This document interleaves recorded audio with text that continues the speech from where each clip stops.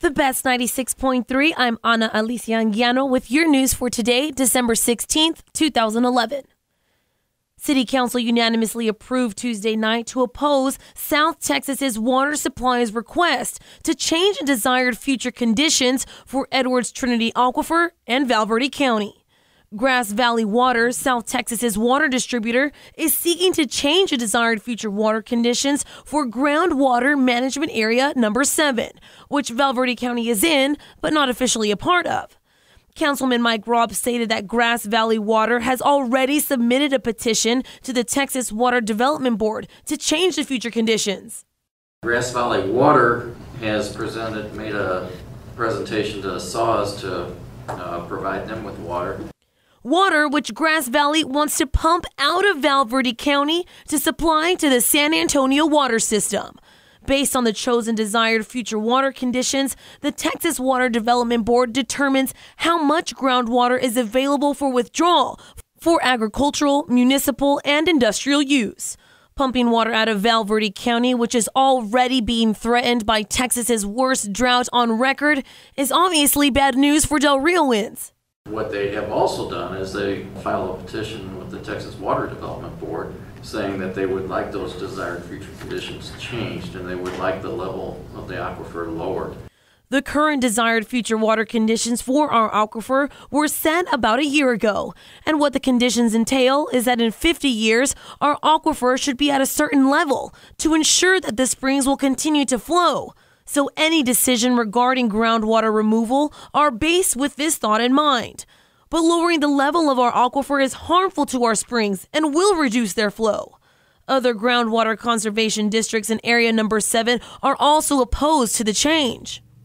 But we're the ones that are going to bear the effect of the change if it happens. So we want to step out front and center and oppose it. Councilman Robb said if council chooses to oppose, the city needs to do two things: hire an attorney to represent the city at a hearing regarding the issue, as well as hire an expert to make a presentation to the Texas Water Development Board on why changing the future conditions are going to be much more powerful than Grass Valley portrays them. Mayor Fernandez was in agreement.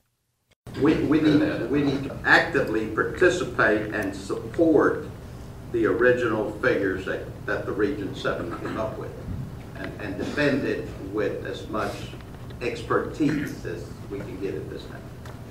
City Manager Eads says they have budgeted an additional $50,000 for the attorney and expert. Val Verde sheriffs were called to Pinon Ranch after an elderly male was found deceased.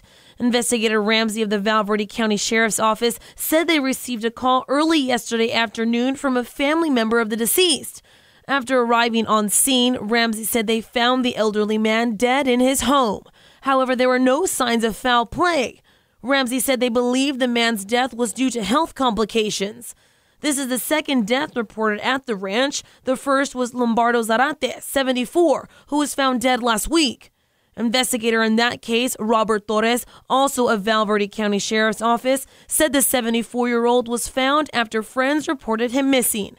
Zarate, according to investigator Torres, died of arteriosclerotic vascular disease. Torres said Zarate and friends were hunting at the time of his death, and the combination of the disease and Zarate's adrenaline proved to be too much. Laughlin Air Force Base graduated 3 Afghan Air Force lieutenants today after the 3 completed specialized undergraduate pilot training. According to Second Lieutenant Angela Martin, the 3 competed against over 350 potential Afghan pilot applicants. The 3 pilots, whose names cannot be released due to security purposes, are the first 3 lieutenants from the United States to attend and graduate from the specialized undergraduate pilot training at Laughlin. The Afghan pilots went through a rigorous selection process that included physical fitness tests, aviation and communication lessons, and flight physicals. During the training, the lieutenants logged close to 200 hours of training in the T-6 Texan II, participated in over 140 flights, and had more than 40 simulator rides all in 1 year. The 3 Afghan Air Force lieutenants will soon be heading back to Afghanistan. You can catch us every weekday with your up-to-date, up-to-the-minute news. Follow us on Twitter, KTDR FM, or on our webpage, thebestktdr.com. With your radio news, I'm Ana Alicia Anguiano. This segment brought to you by Buffalo Wings and Rings of Del Rio. Great food, no bull.